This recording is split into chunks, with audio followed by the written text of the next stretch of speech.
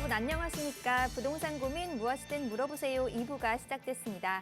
2부 역시 여러분들의 부동산 고민들 보다 많이 그리고 정확하게 해결해 드리도록 할 테니까요. 계속해서 많은 참여 바랍니다. 부동산 투자 관련 고민 있으신 분들은 지금 바로 02-1638-3970번 전화 주시거나 유료 문자 샵 3989번으로 문자 보내주시기 바랍니다. 빠르고 정확한 답변 드리도록 하겠습니다. 자, 그럼 부동산 고민 무엇이든 물어보세요 2부 순서 지금 바로 시작합니다.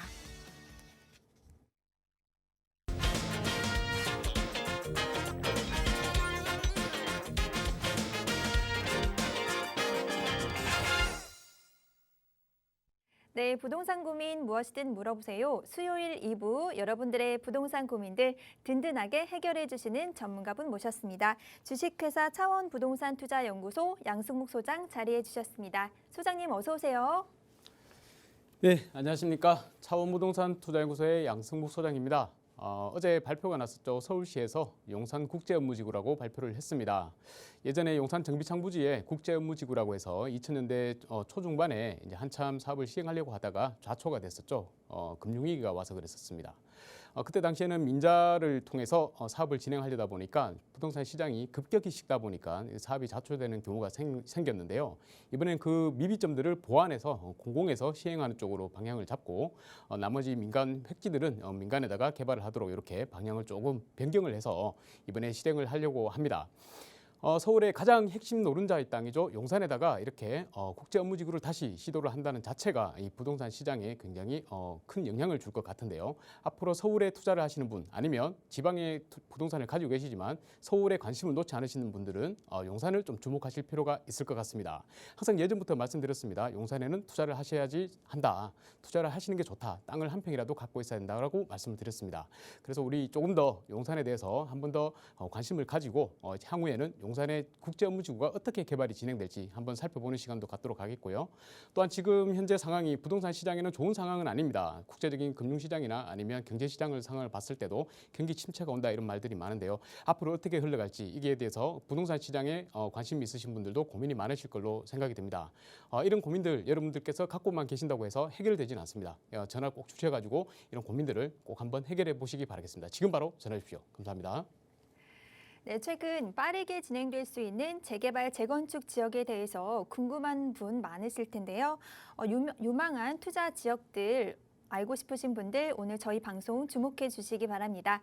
방송 중에 소개되는 지역에 관한 궁금증 생기시거나 또 부동산 관련 고민 있으신 분들은 화면 하단에 보이시는 무료 상담 전화 02-1638-3970번 전화 주시거나 문자 샵 3989번으로 문자 보내주시기 바랍니다. 문자는 정보 이용료 100원이 부과됩니다. 자, 그리고 저희 방송 말미에는요, 한 주간의 부동산 시장의 이슈들 살펴보는 시간 가져보도록 할 텐데요. 요즘 종합부동산세법 개정안에 대해서 관심 있으신 분들 많이 연락을 주고 계시는데요. 이와 관련된 내용들 짚어드리도록 할 테니까 끝까지 시청해 주시기 바랍니다. 자, 그럼 지금부터 본격적으로 시청자 여러분들 전화 연결 통해서 고민 해결해 보도록 하겠습니다. 네, 첫 번째 시청자분 만나보도록 할게요. 여보세요? 네, 여보세요? 네, 안녕하세요. 반갑습니다. 예, 안녕하세요. 네, 시청자님 오늘 어떤 부동산 고민 있으신가요? 제 것이 아니고 제 딸이 건데요. 네, 여유자금 4억이 있어서 네. 소장님께 이 돈을 어떻게 했으면 좋을까 하고 좀 여쭤보려고. 따님 앞으로 여유자금이 4억 원 정도 있으시다는 말씀이신가요? 예, 예. 네, 지금 이 4억 원으로 지금 보고 계신 지역이 있으세요? 그런 건 없습니다. 네, 서울 지역, 네, 유망한 지역 어디 재개발지 투자를 할 만한 곳이 있는지 네, 소장님께 바로 여쭤볼게요. 인사 나눠보세요. 네. 네, 안녕하십니까 시청자님. 예, 소장님 안녕하세요. 네, 반갑습니다. 아우, 진짜 어렵네요. 그렇습니까? 네, 반갑고요. 연결이 돼서 오늘 한번 고민을 상담을 해드리도록 하겠습니다. 예, 예, 따님이라고 그러셨는데요. 예, 따님이 직접 전화하기가 어려운 상황인가 보죠. 아니면 뭐 지금 직장에 계신다든지. 예, 직장 다니니까. 예, 지금 나이가 어떻게 되세요, 따님이? 43입니다. 43세고요. 예, 그러면 집은 혹시 지금 보유하고 있는 상태인가요? 예, 한 채 보유하고 계세요? 예. 집 한 채. 뭐 아파트로 보유하고 계시겠죠? 예, 아파트 상계동 주공 아파트 하나 가지고 있습니다. 아, 상계동이에요? 예, 예, 상계동 좋죠. 계속 보유하고 계시라 이렇게 말씀드리고 싶고요. 예. 직장은 위치가 어떻게 되세요? 직장도 상계동이고요. 아, 상계동이고요. 예, 아, 그러면 상계동이니까 상계동에서 계속 뭐 여유를 계속 거주하시면서 계실 것 같고, 그러면 일단 지금 현재 주택이 한 채 있으시니까 예, 주택이 예, 아파트가 한 채 있단 말이죠. 예. 상계주공이에요? 상계주공 몇 단지예요? 3단지요. 상계주공 3단지. 예, 예, 3단지 좋습니다. 위치도 굉장히 네. 좋고 지분도 좀 괜찮기 때문에 만약에 이제 또 재건축이 진행이 된다 그러면 빨리 진행이 될 가능성이 많이 높습니다. 그리고 지금 여유 자금이 4억 정도 있다고 그러셨잖아요. 예, 이 4억을 이제 순수하게 현금으로 갖고 계신 거예요? 예, 아, 지금 굉장히 뭐 어디에 투자하면 좋을지 고민이 많으신가 봐요. 네. 혹시 뭐 어디 보신 지역이나 뭐 이런 건 있으세요? 그런 건 없고 원래는 저 상급지로 이동할까 그랬는데 요새 예. 거래가 안 되니까 예. 상급지 갈아타기요? 예, 예, 거래가 상급지 안 갈아타기도 돼서. 좋은데 요즘에는요. 예, 이런 게 있습니다. 우리 아파트 가격이 많이 올라갔잖아요.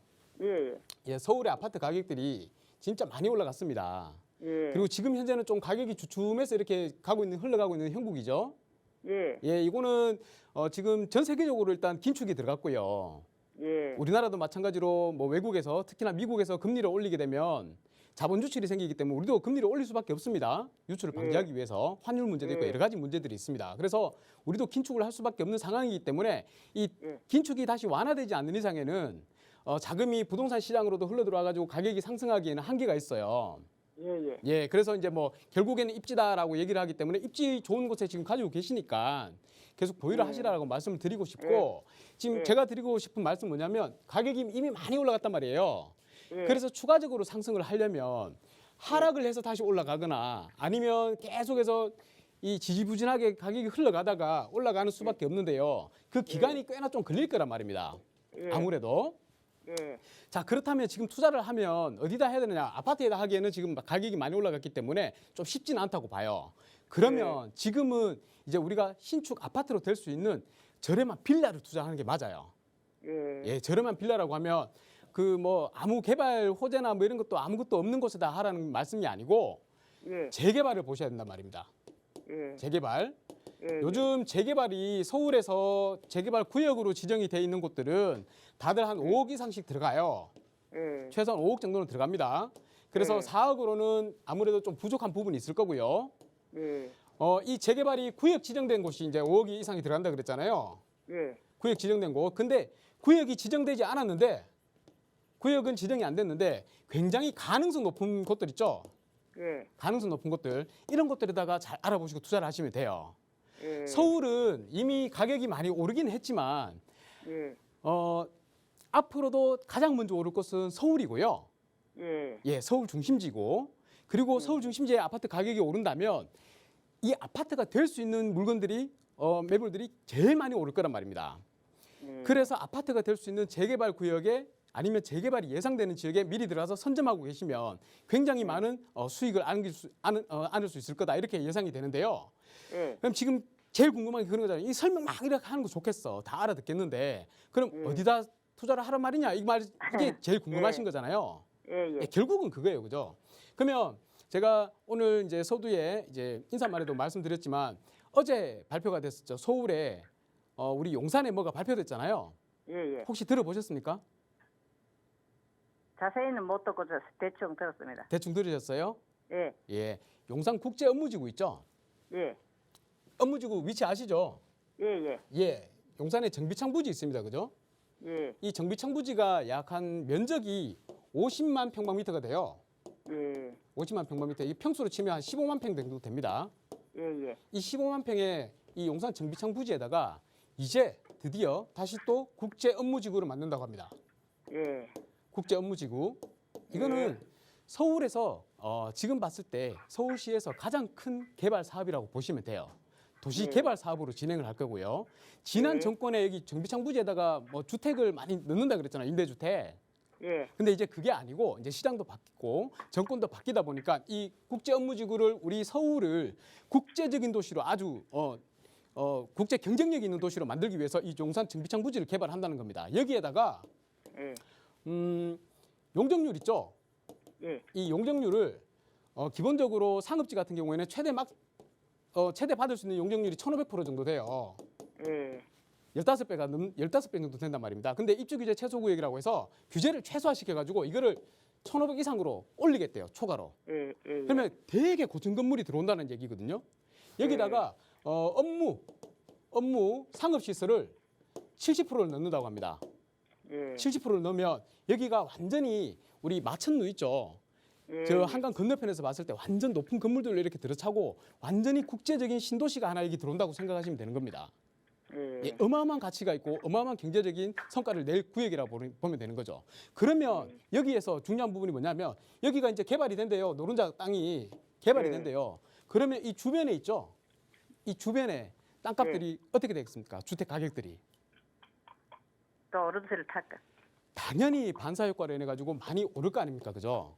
예. 예, 만약에 여기에 신축 아파트가 들어온다. 그리고 국제 업무지구가 개발이 된다. 당장 내년부터 개발 계획을 잡아가지고 2025년부터 착공을 들어간다고 합니다. 예. 그러면 뭐 한 10년 이내에 이제 건물이 막 들어오는 걸 볼 수 있다는 얘기예요.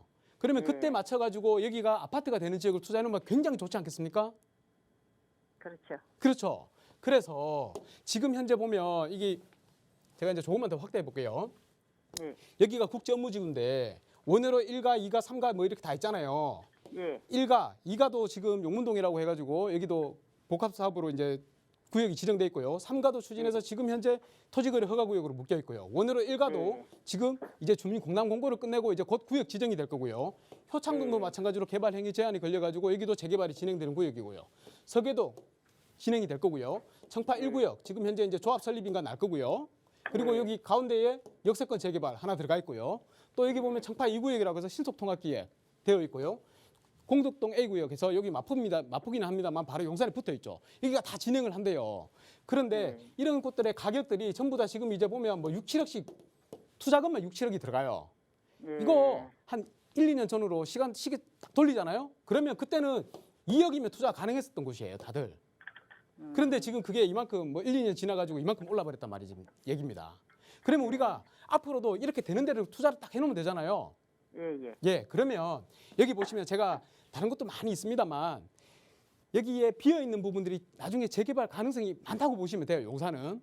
그런데 여기서도 좀 시간이 오래 걸려가지고 재개발이 진행될 곳들이 있고 아니면 지금 당장 재개발을 해도 진행을 한다 하더라도 무리가 없는 곳들이 있어요. 예. 그러면 그거를 잘 파악해서 들어가야 되잖아요. 그런데 우리 일반 부동산 잘 모르시는 분들이 이거 압니까? 전혀 모르죠. 그렇죠. 그래서 현장에 가보니까 여기 뭐 한 10년 묵혀놓으면 재개발 될 것 같아요 했는데 실제 가보면 뭐 10년, 15년, 20년 지나도 안 될 때가 있단 말이에요. 그게 바로 이제 노후도를 산정할 줄 알고 구분할 줄 알고 계산을 할 줄 알아야 되는데 이런 부분에서 전문가가 아니면 이게 상당히 다가가기 힘든 영역이란 말입니다. 근데 제가 이렇게 싹 살펴보니까요. 여기서 가운데 비어있는 요 숙대 앞에 있죠. 숭행여대 앞에. 예. 숭행여대 앞에 여기 청파동 3가라고 있습니다. 예. 청파동 3가. 제가 요거 노후도 분석을 딱 해보니까요. 우리 재개발하려면 노후도가 얼마나 돼야 되는지 아세요? 좀 모르시죠? 제가 네. 알려드릴게요. 요게 일반 민간 재개발 같은 경우에는 3분의 2 이상이 노후된 건축물들로 들어차 있어야 됩니다.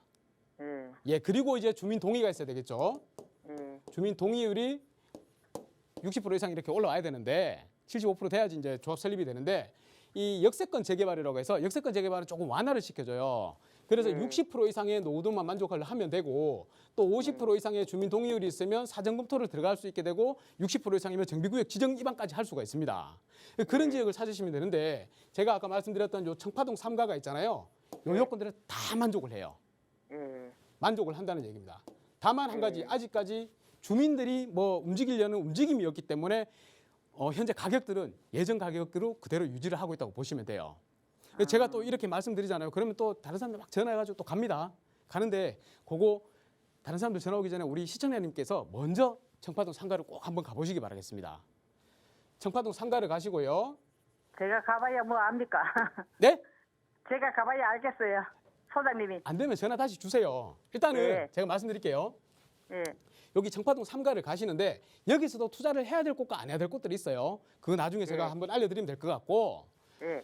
우리 따님은 주택이 한 채 있잖아요. 예. 1주택자잖아요. 그래서 네. 제가 한 번 더 드리고 싶은 얘기는 우리가 1주택인 상태에서 서울에 집을 한 채 더 사면 취득세가 얼마나 나오는지 아세요? 예. 8.4? 예, 취득세가 잘 하시네. 8.4% 나와요. 예. 남들보다 10% 비싸게 사야 되잖아요. 8% 비싸게. 예. 그러니까 이거 할 필요 없다는 얘기예요. 왜냐하면 여기에 우리가 재개발 예정지라고 해가지고 노후가 많이 됐을 거 아닙니까? 한 70, 80% 정도 오래된 주택들이 있단 말이에요. 그런데 여기도 보면 신축이 있단 말이에요. 예. 신축 빌라. 신축 빌라를 최초로 분양받는 사람들 있죠. 예. 무조건 분양받아야 됩니다. 예. 분양받는 사람이 임대사업자 있죠. 예. 임사에 등록을 하면 이 취득세를 85%를 감면을 해줘요. 예. 그러면 15%만 내면 된단 말이죠. 그러면 그렇죠. 1주택자가 사는 거나 똑같은 취득세를 내면 된다는 얘기입니다. 예. 대신에 10년 동안 임대사업자를 유지를 해야 되고요. 예. 이 10년 동안 전세가는 월세가는 5%밖에 인상을 시키지는 못해요. 그런데 뭐 요즘 네. 어차피 전세나 뭐 아니면 월세나 다 5% 상한에 다 묶여 있잖아요. 계약갱신 청구권 쓴다 그러면. 예. 그러니까 임대인한테도 좋게 임차인한테도 좋은 제도인데 임차인한테 잘 대해준다 생각하고 주택 임대사업자에 가입해서 10년만 유지를 하면 예. 이 취득세를 감면을 이만큼 받을 수가 있기 때문에 굉장히 좋은 조건이죠. 예. 그리고 임대사업자에 넣어놓으면 내가 거주하고 있는 주택은 지금 상계주공 같은 경우에는 나중에 혹시나 매도를 한다 하더라도 비과세 혜택을 받을 수가 있습니다. 예. 예. 그러니까 두 가지의 큰 좋은 점이 있단 말이에요. 예. 그래서 여기다가 하시면 되는데 또 이렇게 얘기하세요. 그러면 이 신축을 하면 이 신축이 들어온다는 얘기인데 신축이 들어오면 노후도가 무너져가지고 재개발이 진행 안 되는 거 아니냐 이렇게 얘기하실 수 있어요. 예. 예. 일견 맞는 얘기입니다만은 신축이 들어감으로 인해서 우리 예. 재개발을 요망하는 갈망하는 사람들이 더 많이 생긴다는 거잖아요. 예. 그래서 동의율을 더 높일 수가 있고요. 그리고 네. 신축 뭐 한두 세 채 정도 들어온다고 해서 지금 현재 80% 가까이 노후도를 지니고 있는 이런 구역들이 노후도가 확 와르르 무너지지는 않아요. 뭐 10채, 20채 이상이 들어와야지 무너질까 하지. 뭐 네. 두 채, 세 채 이래 들어와가지고 무너지지 않거든요. 오히려 네. 플러스 요건이다. 이렇게 생각하시면 됩니다.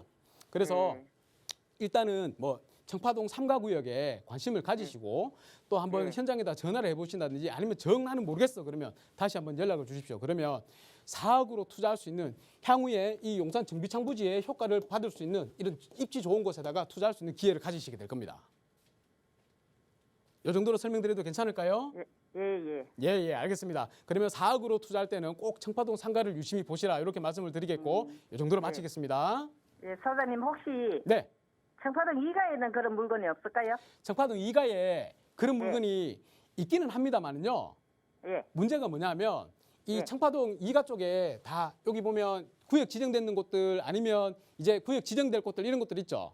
예. 예, 그런 곳들은 4억으로 투자가 안 되고요. 예. 그리고 그게 아닌 좀 저렴한 구역들도 있습니다.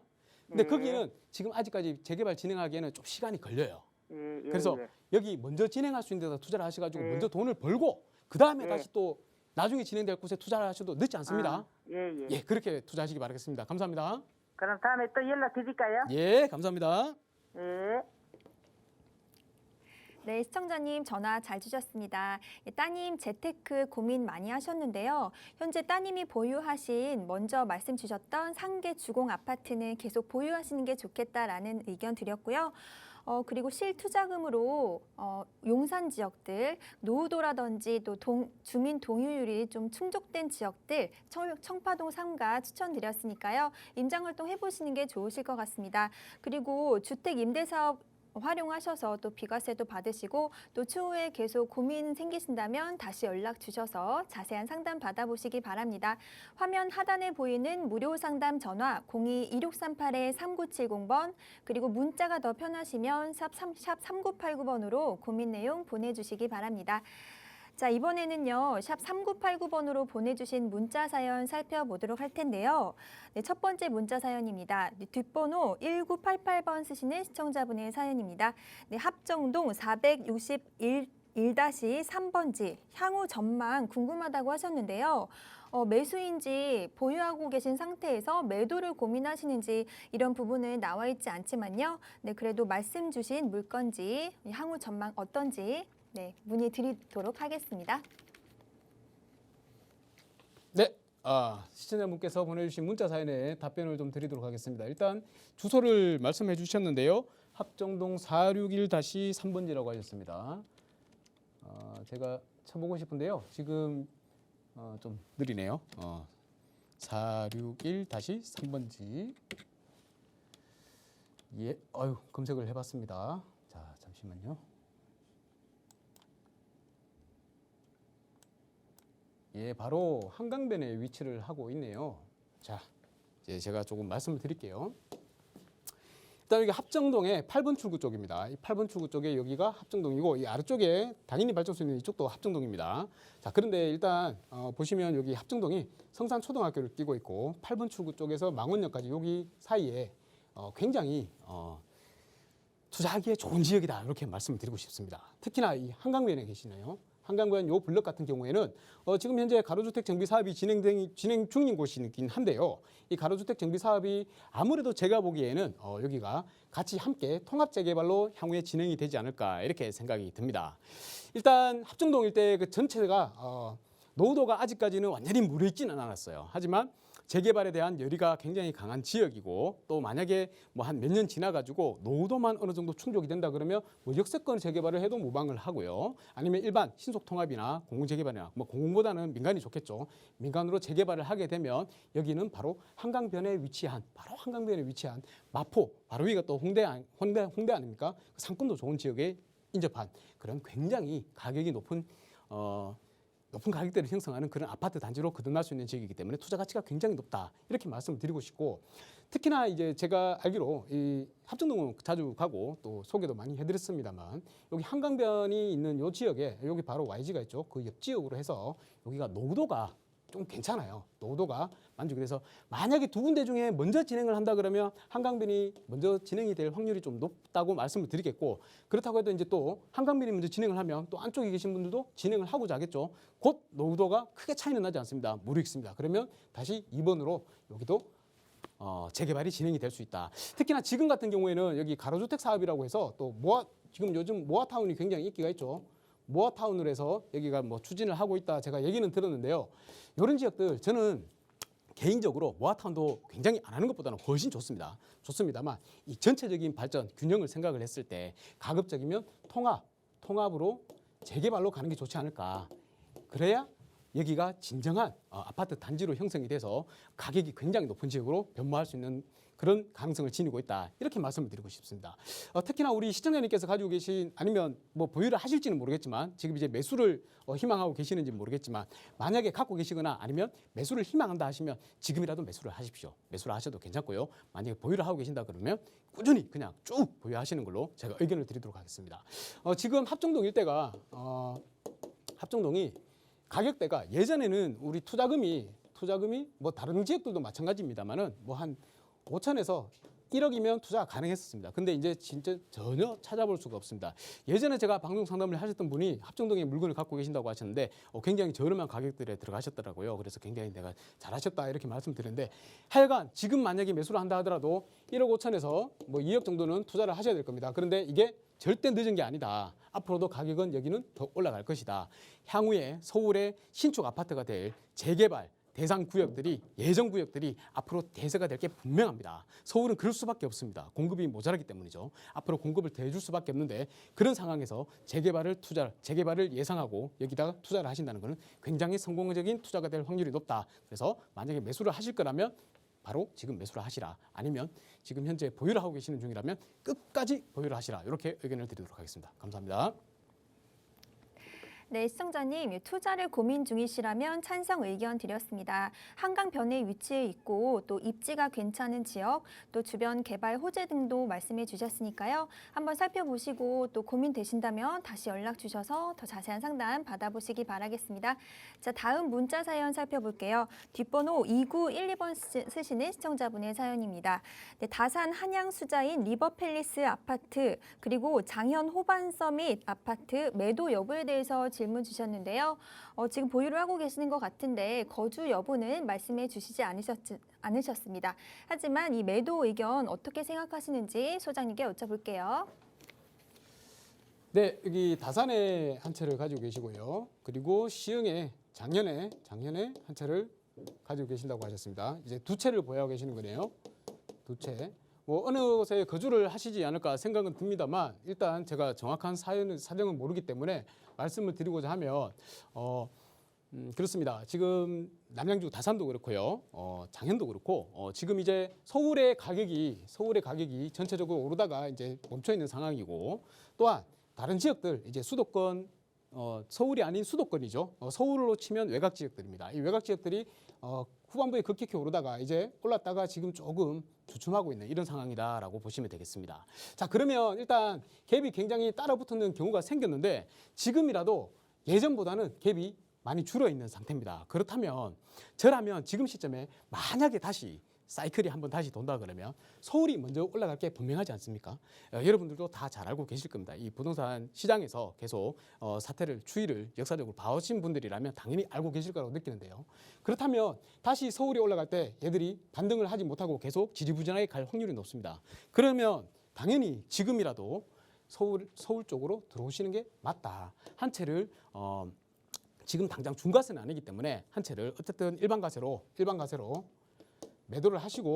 매도하시고 나머지 한 채는 또 이제 더 2년 마지막 거 매도하고 2년 더 기다릴 필요 없잖아요. 기다릴 필요 없겠으니까 마지막 한 채도 바로 비과세로 매도를 하고 우리 시청자님 사연 보유하고 있는 현금 사정에 맞게 서울로 진입하셔라. 이렇게 말씀드리고 싶습니다.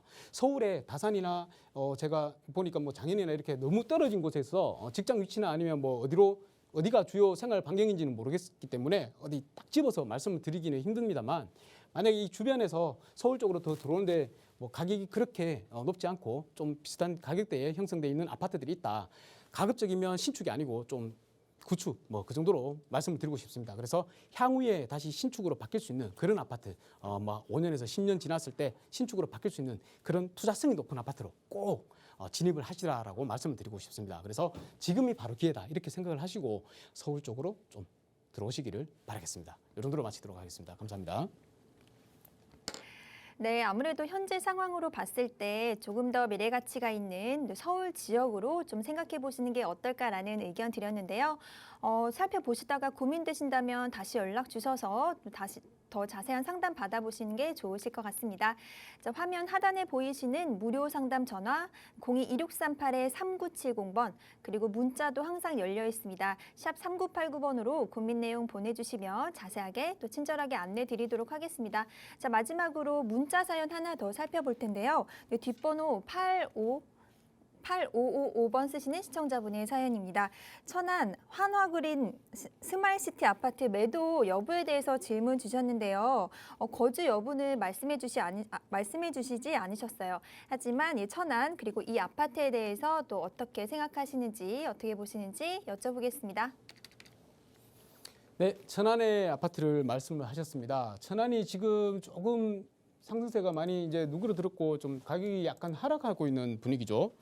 천안의 스마일시티라고 말씀하시는데 제가 지금 뭐 여기 자판이 그렇게 익숙하지가 않아 가지고 바로 찾을 수는 없고요. 일단 천안에 대해서 좀 말씀을 드리겠습니다. 자, 평택 밑에 천안이죠. 아산, 천안 이쪽인데요. 일단 말씀을 드리면 예, 스마일시티 바로 보이네요. 자, 천안이 아시는 분은 알고 아니면 또 부동산에 관심 없으신 분들은 한번 들어보시기 바라겠습니다. 이 서울이 굉장히 많이 올랐었습니다. 서울이 가격이 굉장히 많이 올라서 지금 이제 현재 멈춰 있는 상태인데요. 천안이 계속 지지부진하게 계속 있다가 갑자기 한 2019년, 2020년 정도 됐을 겁니다. 그때쯤에 갑자기 이렇게 많이 상승을 했어요. 왜 많이 상승을 했느냐?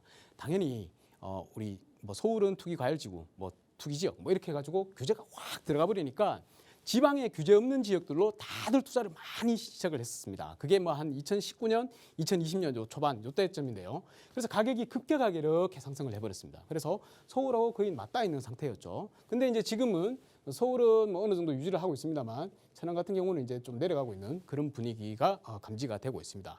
특히나 이런 때는 굉장히 우리가 생각해야 될 게 뭐냐면 바로 이 계란이죠. 노른자위라 그러죠. 노른자위. 이 노른자위 입지가 굉장히 중요합니다. 특히나 지방 중소도시들 같은 경우에는 인구수가 그렇게 많지 않습니다. 뭐 한 60만에서 80만 정도 될 텐데요. 이런 지역들 같은 경우에는 대도시가 아니다 보니까 뭐 광역시급이 아니다 보니까 이 부침이 좀 많이 있습니다. 그런데 그 부침이 많은데 왜냐하면 또 투자하시는 분들도 들어가고 또 실거주하시는 분들이 크게 많지가 않기 때문에 이 가격들이 많이 흔들려요. 흔들리는데 이 노른자위 입지가 좋은 지역들은 그래도 오를 때 가장 빨리 오르고요. 내릴 때는 가장 늦게 내립니다. 남들은 늦게 올라가지고 바로 내리는데 그 노른자위가 아닌 입지들은 바로 늦게 오르고 또 떨어질 때는 바로 떨어지는데 그나마 입지가 좋은 지역들은 제일 먼저 오르고 계속 유지를 하다가 다른 데 다 떨어지고 나면 마지막에 떨어지는 그런 형상을 가지고 있다라고 보시면 됩니다. 근데 이 천안에서 가장 노른자위가 어디냐라고 말씀드리자면 여기 보시면 불당 이동 있죠. 여기가 신불당이라고 합니다. 신불당. 이 신불당을 가보시면 알겠지만 거의 뭐 판교하고 흡사하다고 보시면 돼요. 막 그 좀 가로도 잘 갖춰져 있고 기반 시설도 굉장히 좋고 괜찮습니다.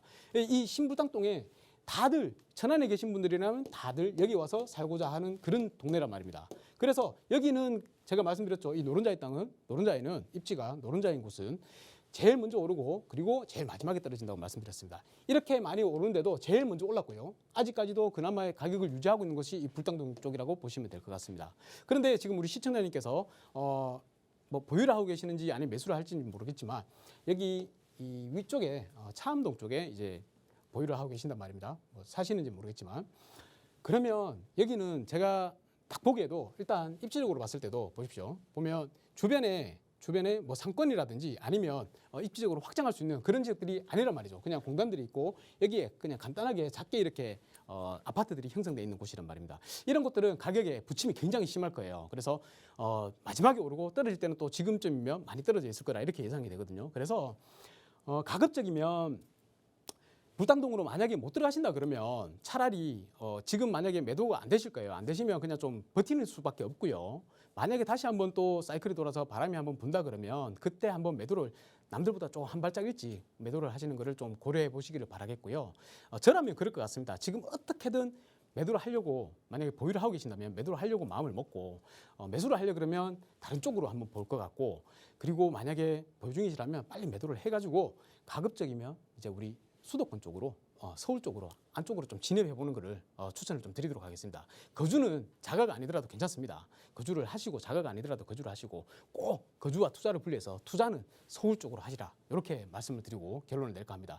만약에 더 궁금한 부분이 있으면 문자로 하지 마시고 제가 상세하게 알 수 없으니까 전화 주시면 제가 더 자세히 설명드리도록 하겠습니다. 감사합니다. 네, 시청자님 문의 잘 주셨습니다. 네, 지금 고민하고 계신 아파트와 또 천안 지역에 대한 분위기 분석해 주셨는데요. 매도는 찬성 의견 드렸고요. 네, 앞으로 또 투자 가치 있는 지역 좀 살펴보시다가 잘 모르시겠으면 다시 연락 주셔서 고민 해결해 보시기 바랍니다. 02-2638-3970번 또는 유료 문자 샵 3989번으로 문자 보내주시기 바랍니다. 자, 이번 시간에는요, 부동산 시장을 뜨겁게 달구고 있는 핫한 뉴스들 살펴보도록 하겠습니다.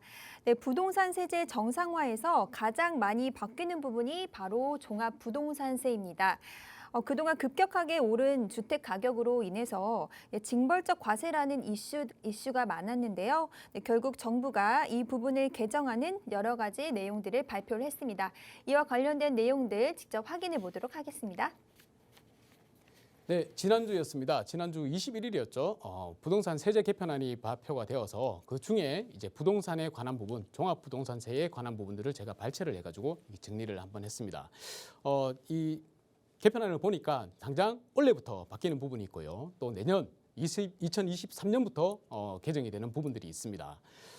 그래서 제가 일단 올해부터 바뀌는 부분들을 정리를 했는데요. 중요한 건 이걸 정리하면서 해야 되나 말아야 되나 이렇게 생각을 했었는데 왜냐하면 이 법이 바뀌는 부분이라서 국회를 통과를 해야 됩니다. 일단 뭐 공정시장가액 비율 같은 경우에는 시행령을 개정하면 되는 거기 때문에 국무회에서 통과를 하면 그냥 바로 진행이 되는 부분이지만 이런 세법이 바뀌는 부분들은 법이 통과가 되어야지 그래야지 이제 확실하게 인정이 되는 부분이기 때문에 할까 말까를 망설이다가 그래도 우리가 먼저 알고 대응을 하는 거하고 모르고 그냥 있다가 맞는 거하고는 또 다르기 때문에 특히나 또 이제 부동산 시장이 좀 안 좋아지고 있지 않습니까? 그럴 때일수록 규제는 풀어지기 마련입니다. 그래서 풀린다고 보고 제가 설명을 한번 드리고 또다시 만약에 통과가 된다 그러면 다시 한번 확정된 걸 가지고 설명을 드리도록 하겠습니다. 종합부동산세 참 말도 많고 탈도 많았습니다.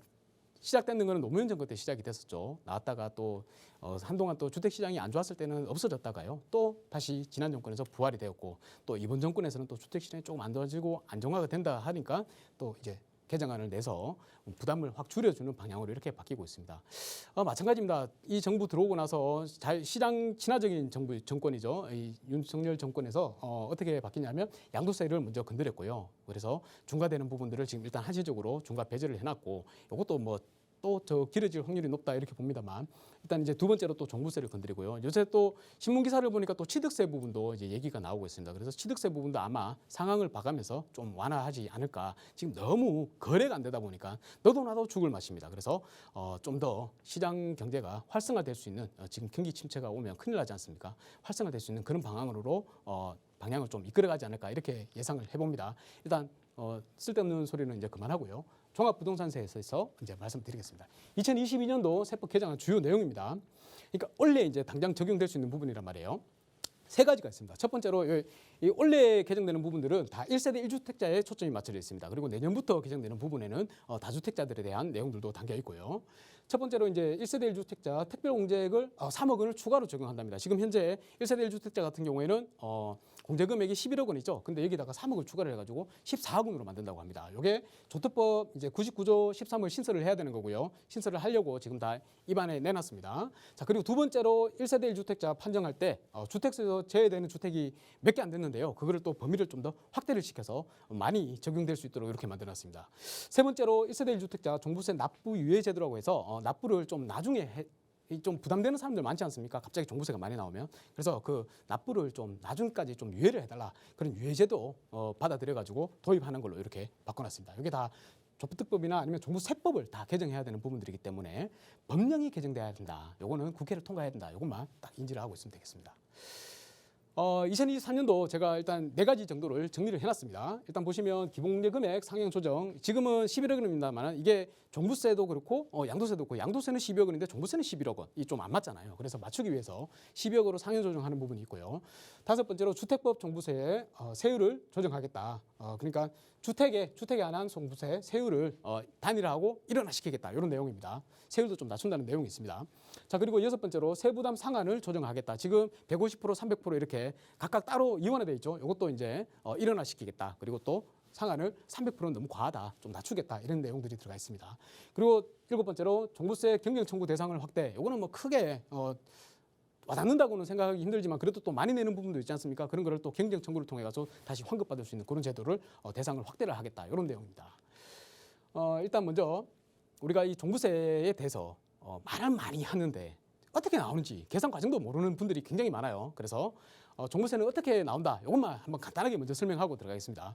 일단 인별과세입니다. 인별과세. 개인별로 내가 주택수를 몇 채 갖고 있느냐 다 합쳐가지고 하는 거예요. 주택 공시가격이라고 있습니다. 공동주택 같으면 아파트 공동주택 공시가격이라고 있는데 그 가격들을 내가 갖고 있는 걸 다 합산을 합니다. 합산을 하고 거기다가 1세대 1주택자면 11억 원까지 공제를 시키고 좀 주택이 많다 그러면 6억 원까지 공제를 시킵니다. 그래서 6억은 아예 빼준단 말이죠. 11억 원을 빼주는 거고 그걸 기본공제라고 합니다. 빼주고 나면 초과 금액이 나오겠죠. 이 초과 금액에다가 이제 공정시장 가액 비율이라는 녀석을 이제 곱합니다. 이 공정시장 가액 비율이 원래는 100%였습니다. 원래 100%였는데 이거를 60%로 낮춰버렸죠. 60%로. 요거는 시행령만 개정하면 됐기 때문에 지금 바로 통과가 돼서 60%로 낮춰놨습니다. 그래서 우리가 이 가격이 종부세 가격이 올라가는 게 뭐가 올라갔냐 하면 그때 공시가 계속 올라갔죠. 그리고 공정시장 가액 비율이 막 뭐 60%, 65% 뭐 쭉쭉 해가지고 100%까지 이렇게 얘도 막 올라가 버렸습니다. 그러니까 이 두 개가 올라가는 데다가 또 세율까지 올려버리니까 쓰리 콤보를 맞아가지고 종부세가 막 엄청나게 많이 올라갔던 거예요. 그런데 이제 기본공제도 줄여주겠다 그러고 공정시장 가입 비율도 60%로 낮춰버렸고 세율도 이제 단일화하고 좀 낮추겠다라고 하니까 종부세가 부담이 현격하게 줄어드는 겁니다. 어찌되었건 과세 표준이 나온 데다가 이제 종부 세율을 곱하겠죠. 그래서 종부세 부동산 종합부동산 세액이 나오는 거고요. 여기다가 이제 재산세 또 합쳐는 부분이 있기 때문에 그걸 또 발라내야 됩니다. 그래서 산출 세액이 나오면 이 산출 세액에다가 또 세액 공제라는 게 있어요. 장기 보유자나 아니면 고령자 같은 경우에 세액 공제를 해주고 세부담 상한 또 뭐 150% 초과하는 금액이면 안 내도 되니까 그 초과하는 금액은 빼주는 그렇게 해서 마지막에 결론적으로 납부 세액이 나오는 겁니다. 근데 이게 굉장히 좀 막중하고 과중했었죠. 그래서 이번에 조정을 하는 건데요. 일단 첫 번째로 1세대 1주택자 특별공제 추가 적용이 있습니다. 원래 1세대 1주택자 같은 경우에는 11억 원까지 공제를 해줬죠. 기본공제를 해줬는데 다주택자 같은 경우에는 6억 원까지입니다. 기본공제를 해줬는데 요 현행 기본공제 11억 원에다가 플러스 3억 원까지는 추가로 공제를 해준다고 합니다. 그래서 총 14억 원을 공제를 해준다는 거죠. 14억 원은 뭐냐면 우리 현재 공시 가격이 보통 시가의 한 70% 정도 되거든요. 그래서 역산을 해보면 14억 원이면 시가의 약 한 20억 원 정도 됩니다. 그러니까 20억 원 정도의 내가 아파트를 갖고 있다 하더라도 종부세는 한 푼도 안 낼 수 있다. 미발생한다. 이렇게 생각을 하시면 되겠습니다. 이 해당 공제는 원래 한시적으로 적용하는 거고요. 2023년 내년이 되면 3억 원 추가 요거는 없어집니다. 그거 명심하시고 알고 계시기 바라겠습니다. 2023년부터는 기본공제만 적용한다. 근데 기본공제가 1억 원이 올라갑니다. 그래서 12억 원이고 다주택자들 같은 경우에는 6억 원인데 이 6억 원에서 9억 원으로 바뀌니까 다주택자들도 종부세 부담이 확 줄어들겠죠. 이 내용이 아주 괜찮다고 보시면 되겠습니다. 자, 1세대 1주택자 범위가 또 이제 확대가 됩니다. 그죠? 확대가 되니까 일단 1세대 1주택자의 범위를 아셔야 되는데 종부세하고 양도세하고 좀 달라요. 종부세는 일단 세대원들 중 한 명만 1주택자 소유를 하고 그리고 또 거주자여야 됩니다. 그렇게 됐을 때 이 특별공제 3억 원 적용을 하고 고령자 또 장기 보유자 특별공제까지 세액공제까지 해준다. 이 내용인데요. 고령자 세액공제는 60세 이상이 되면 고령자 세액공제를 받을 수 있습니다. 20%에서 70세까지 40%까지 그리고 장기 보유자는 5년 이상 보유하면 20%를 받을 수 있고요. 쭉 해서 15년까지 보유를 하게 되면 50%까지 받을 수 있습니다. 그래서 초과하는 부분은 이제 종부세가 나오잖아요. 그 종부세가 나오는데 거기다가 40%, 50%까지 해서 90%까지 공제를 받을 수 있다. 만약에 10억 원이 초과를 했으면 90% 공제를 받고 1억 원만 내면 된다. 이런 내용입니다. 그런데 법에서 보면 고령자 및 장기 보유 세액 공제는 중복은 되는데 최대 한도가 80%다 이렇게 돼 있습니다. 그래서 이게 90%가 아니고 80%를 공제받아 가지고 2억 원은 내셔야 한다. 이렇게 생각하시면 되겠습니다. 80%가 한도입니다. 자, 1세대 1주택자 판정 시에 또 제외되는 주택의 범위를 확대한다고 합니다. 지금 현재 제외되는 주택은 우리 임대주택 등록한 거 있죠. 임사 등록한 임대주택 제외를 시키고요. 또 사원용 주택도 제외를 시키고 있습니다. 근데 요거는 이제 계속해서 제외를 시켜주는 걸로 동일하고요. 상속주택 같은 경우에 여기 좀 그런데요. 이 주택 공시가격 그리고 상속 지분하고 전혀 무관하게 수도권 같은 경우에는 2년 지나거나 비수도권 같은 경우에는 3년 지나면 그때는 상속주택도 주택수에 포함을 시켜버려요. 2년 이내나 3년 이내만 돼야지 그때만 제외를 시켜준다는 거예요. 근데 이게 되게 좀 불합리하지 않습니까? 내가 원해서 받는 것도 아니고 피상속자가 이 사망을 했기 때문에 이제 받는 건데 어쩔 수 없이 받는 건데 이거를 다 주택수에 포함을 시켜가지고 다주택자로 종부세에 포함을 시켜버린다. 굉장히 좀 과도한 부담을 주는 거지 않습니까? 그래서 저가주택이나 소액지분을 갖고 있으면 기간에 제한 없이 계속해서 상속주택은 제외를 해준다. 그 외에 이 저가주택이 아니고 소액지분이 아니라 그러면 상속 개시일로부터 5년간은 종부세 면제를 해주기 때문에 주택수에서 제외를 해주기 때문에 너무 부담 갖지 마라 이렇게 바꿔놨습니다. 여기서 저가주택이라고 하면 3억 원을 초과하지 않는 3억 원 이하의 범위의 저가주택을 말하는 거고요. 소액지분이라고 하면 40%까지입니다. 40%를 넘어가게 되면 소액지분이 아니고 주택수에 포함되니까 이거를 명심하셔야 될 것 같고요. 또 하나 추가되는 게 일시적 2주택입니다. 일시적 2주택이 추가됐는데 일시적 2주택 같은 경우에는 내가 양도세에서도 비과세를 해주고 그죠? 취득세에서도 중과를 안 합니다. 근데 종부세에서는 일시적 2주택이라고 해도 2주택이라고 봐가지고 부과를 했단 말이에요. 그건 너무 불합리하지 않습니까? 그래서 신규주택 취득일로부터 2년, 양도세하고 똑같죠. 2년간 종전주택 양도 시에는 일시적 2주택이라 하더라도 1주택자로 보겠다. 이렇게 개정을 하는 상황입니다. 그리고 지방 소재의 저가주택, 지방 소재라고 하면 수도권 같은 경우는 포함이 안 되겠죠. 서울은 포함이 안 될 거고요. 수도권 같은 경우는 읍면지역은 포함이 됩니다. 그리고 광역시 같은 경우에는 군지역들, 세종시에는 읍면지역 제외하는 그런 지역들의 읍면시에 해당하는 그런 지역들의 3억 원을 초과하지 않는 3억 원 이하의 주택들 같은 경우에는 주택수에서 제외를 시켜주겠다라고 했기 때문에 굉장히 주택 1세대 1주택자 판정 시에 그 주택 범위가 굉장히 커졌다 이렇게 생각을 하시면 되겠습니다. 그래서 결론적으로 효과가 상속이나 일시적 2주택이나 지방 소재 저가 주택 소유로 2주택이 되는 경우에는 1세대 1주택으로 보기 때문에 기본공제 10억 원에 향후에 23년도 같은 경우에는 기본공제 10억 원까지 받을 수 있고 고령자 아니면 장기 보유 특별공제까지 최대 80%까지 가능하다. 근데 여기서 또 유의사항이 있습니다. 이 합산 배제 임대주택 제일 처음에 말씀드렸던 임대사업자로 등록한 임대주택 있죠. 합산해서 아예 배제를 시켜버리는 거. 그거를 제외하고 이번에 말하는 상속주택이나 일시적 2주택, 지방 소재 저가주택은 주택수에서는 일단 1세대 1주택자 판정할 때는 빠지는데 과세 대상에는 다 합산을 해버립니다. 과세 표준에는 다 합산이 돼버리거든요. 이거 좀 주의하셔야 됩니다. 예를 든다면 이런 겁니다. 임대주택, 합산 배제 임대주택 같은 경우에는 아예 A주택 하나를 10억 원에 들고 있고 공시가가 10억입니다. 그리고 B주택 같은 경우에는 6억인데 이 임대주택 아예 배제를 시켜버리는 거예요. 그래서 주택수에서도 배제를 하고 과세 표준에서도 합산을 시켜버리지 않기 때문에 그냥 10억 원짜리 A주택 하나 들고 있는 것만 이제 종부세 대상이 되는데 14억 원까지 현재 14억 원 그리고 뭐 23년이 되면 12억 원이라고 그랬죠. 이때까지는 안 돼도 되는 금액이 공제하는 금액이 14억 원, 12억이기 때문에 아예 과세 표준에 잡혀버리지 않아가지고 세금이 안 납니다. 종부세가. 그런데 상속이나 일시적 2주택, 지방 소재 저가주택 같은 경우에는 주택수에서는 제외를 시켜줘요. 1세대 1주택이라고 보는데 A주택을 10억 원에 갖고 있고 B주택이 6억 원인데 요거는 이제 일단 배제가 안 됩니다. 주택수에서는 배제를 시켜주는데 이 과세 표준에는 합산을 시켜버려요. 합산을 시켜버리니까 어떻게 됩니까? 16억 원이 돼버리는 거죠. 16억 원이. A주택 10억 원, B주택 6억 원 해서 합쳐버려가지고 1세대 1주택자는 해준다 하더라도 과세 표준에는 합산을 시켜버려가지고 16억 원이 돼버리는 겁니다. 그래서 최대한 공제받을 수 있는 금액이 14억 원이 되기 때문에 초과하는 2억 원에 대해서는 종부세를 내야 한다. 요 내용입니다. 말을 하는데도 되게 어렵습니다. 이 세금이 워낙 복잡해요. 자, 어찌되었건 중요한 거 상속이나 일시적 2주택이나 지방 소재 저가주택은 하여간에 1세대 1주택자 할 때는 주택수에서 빼주는데 과세 표준에는 합산을 시켜서 계산한다. 요거를 기억하고 계시면 되겠습니다. 그래서 세금이 나올 수도 있다. 이 얘기입니다. 그리고 종부세 납부 유예 제도를 도입을 했는데요.